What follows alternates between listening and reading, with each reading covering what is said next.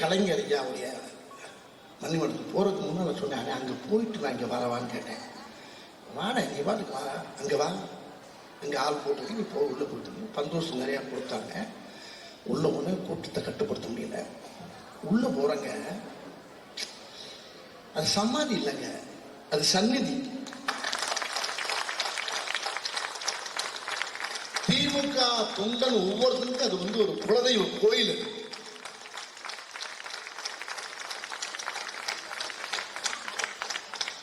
அது மணிமண்டபம், மணிமகுடம் கலந்த மணிமண்டபம். அப்படிப்பட்ட ஒரு ஏன்னா நான் இந்த இடத்துல அவரை பற்றி, நான் கலைஞர் ஐயாவை பற்றி ஒரு சில வார்த்தையை நான் சொல்லி ஆகணும். எம்ஜிஆருடைய தீவிர ரசிகனா, ஆனால் இவருடைய தீவிர பக்தன், இவருடைய தீவிர விசுவாசினா. இவர் கூட அவர் இருக்க காலங்களில் அவரை வெளியிலிருந்து தான் பார்த்துருக்கேன். எம்ஜிஆர் அவர் 2 பேரும் நண்பர்கள் தான். ஆனால் இவரோட இவர் கதை வசனத்தில் நடிச்சிருக்கேன், இவர் கூட உட்காந்து பேசியிருக்கேன், பழகியிருக்கேன். நிறைய விஷயங்கள் எனக்கு தைரியம் சொல்வார். திரையுலகத்தை அவர் எந்த அளவுக்கு நேசிச்சாருங்கிறது எல்லா மக்களுக்கும் தெரியும். நான் அந்த கவிநடையில் பேச தெரியாது, என்னுடைய என்னுடைய என்னுடைய லாங்குவேஜில் பேசுனாங்க. அவர்கிட்ட போய் நான் சொன்னேன், திரையுலகத்தை அவர் எப்படி நேசிச்சாரு, திரைப்பட கலைஞர்களை எப்படி நேசிச்சாருங்கிறது எல்லா மக்களுக்கும் தெரியாது. ஒரு தடவை 23ஆம் புலிகேசிங்கிற படத்தை ரிலீஸ் பண்ண முடியல. அப்போ கலைஞர் ஐயாட்ட போயிட்டு ஃபோன் பண்ணி கேட்குறேன், சண்முகம் ஐயா, சண்முகம் என்கிட்ட ஃபோன் பண்ணி ஐயா அப்பாட்ட பேசணும் அப்படின்னு கேட்டேன். பேசுகிறா, என்ன கொடுத்துட்டார். உடனே ஃபோன் போட்டால் உடனே எடுப்பார். எடுத்து அவர்கிட்ட சொன்னேன், ஐயா உங்களை வந்து பார்க்கணும் தலைவரை அப்படின்னு. என்னடா வழிகள், என்ன பிரச்சனை, எதுவும் பிரச்சனையா? ஒன்றும் இல்லை, இந்த புலிகேசி படம் ரிலீஸ் பண்ண விட மாட்டேங்கிறாங்க, ராஜா குதிரையில் போகக்கூடாதுங்கிறாங்க. அது ஏதோ புழுக்கராசில் ஏதோ பஞ்சாயத்தான், ராஜா குதிரை போகாம குவாலிஸ்ல போவாரு.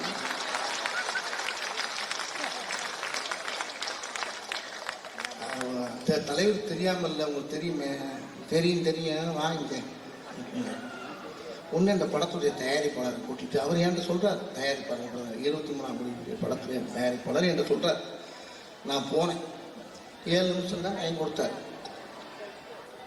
22 நிமிஷம் அவர் இதுக்காண்டி பேசுறாரு. சமூகநாதா அந்த ராஜாவுக்கு போடியா அப்படின்னாரு. நம்ம ராசாவுக்கு போட சொன்னார். அவர் போட்ட உடனே ஏயோ ராஜா குதிரையில் போகக்கூடாதுங்கிறாங்களாம் இல்லையா, அது என்னன்னு பார்த்து உடனே அது போகிற மாதிரி ஏற்பாடு பண்ணியா குதிரையில் என்ன, நீ ராஜா தானே அவரை கலைக்கிறார். வச்சுட்டு அதுக்கப்புறமா சொல்றாரு, இப்படித்தாங்கயா ஓ எம்ஜிஆர் அப்படின்னாரு. என்ன சின்ன ஒரு வகுத்த கலைஞர் எனக்கு ஓ எம்ஜிஆரா, ஓ எம்ஜிஆர் படத்துக்கு அந்த காஞ்சி தலைவர் நப்பத்தாயா புலிகேசியில் ஒரு பஞ்சாயத்து இருந்துச்சு. அப்போ கூட அதில் புலிகேசி மன்னனா வருவார் எம்ஜிஆர். அது என்னால் பண்ண முடியல, அப்புறம் அதை தூக்கிட்டோம். அதுக்கப்புறம் இந்த மேட்ரு கண்டிப்பாக அந்த படம் ரிலீஸ் ஆகிடும் சொல்லி எங்களுக்கு தைரியம் கொடுத்து 1 வாரத்தில் அந்த படத்தை ரிலீஸ் பண்ண வச்சது 23ஆம் புலிகேசி. இம்சையரசன் 23ஆம் புலிகேசியை ரிலீஸ் பண்ண வச்சது ஐயா டாக்டர் கலைஞர் அவர்கள். அவர் பண்ணலைன்னா அது மார்ச்சரிக்கு போயிருக்கும், அது நேரம் பிறகு தான் போயிருக்கான். அவருனால தான் இந்த படம் வெளியே வச்சு வெற்றி பெற்றுச்சு. அது மட்டும் இல்லை, கலைஞர் சேனலை ஆரம்பிக்கும் போது முத அந்த படத்தை அந்த சேனலுக்கு அவர் முதல்ல வாங்கி அந்த ராமநாதன் சார் மூலியமா அந்த படத்தை சொன்னார். இப்படி அவர்கிட்ட எவ்வளவு விஷயம் இருக்கு, அவர் எப்படி அதான் உள்ள போய் பார்த்தேன். திராவிடம்னா என்னன்னு கேட்கறவங்களுக்கு பூரா ஒரே ஒரு உள்ள போய் சுற்றி பார்க்கணும். கலைஞருடைய மணிமண்டபம் இருக்க அந்த சன்னதியை சுற்றி பார்த்தா தெரியும். உள்ள போனா என்ன ரயிலெல்லாம் போகுது வண்டி, உள்ள காட்சியா பார்த்தா இந்த 6ஆம் தேதியிலேருந்து மக்கள்லாம் ஃப்ரீயா பார்க்கலாமா அதையும் சொன்னாங்க. நான் போய் பார்த்துட்டு கொஞ்ச நேரம் மூச்சு நின்று போச்சு எனக்கு. அவர் வரலாறு பூரா அதுக்குள்ள அழகா அமைச்சிருக்காங்க பாருங்க. தமிழக முதலமைச்சர் அடடா கண்கொள்ளா காட்சி. அதை பார்க்கறதுக்கு 2 கண்ணுக்கு பத்தாதுக்கு ஒரு மனிதனுக்கு 1000 கண்ணு தேவைப்படும். அவ்வளவு அழகா இருக்குங்க. இது வரலாற்றுல இப்படி வந்து ஐயாவுக்கு மணிமண்டபத்தை கலைஞர் மணிமண்டபத்தை கட்டுறது யாருனாலுமே முடியாதுங்க. யாருக்கும் இந்த வரலாறு கிடையாது. இது எங்க ஆத்தா சத்தியமா உண்மைங்க. அவ்வளோ அருமையாக பிரமாதமாக அதை பண்ணி அவர் பட்ட கஷ்டம், அவர் அண்ணாவை நேசித்தது, அந்த சுவாசம், திருவள்ளுவரை நேசித்த சுவாசம், அந்த காற்று, அவர் பட்ட உழைப்புடைய அந்த வலிமை, அந்த எளிமை, அந்த திறமை அவ்வளோ இருக்குங்க.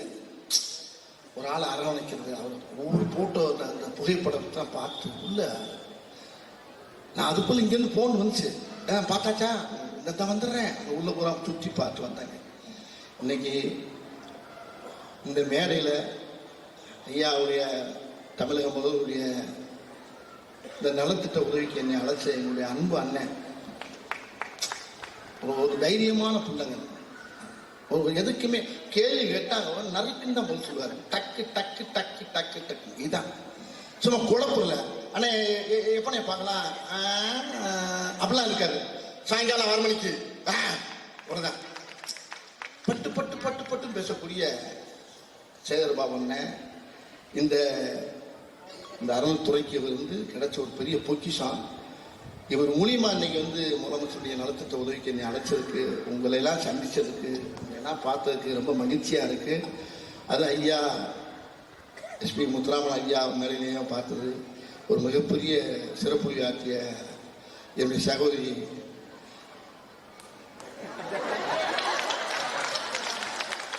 சுல்தான் அவர்களுக்கும்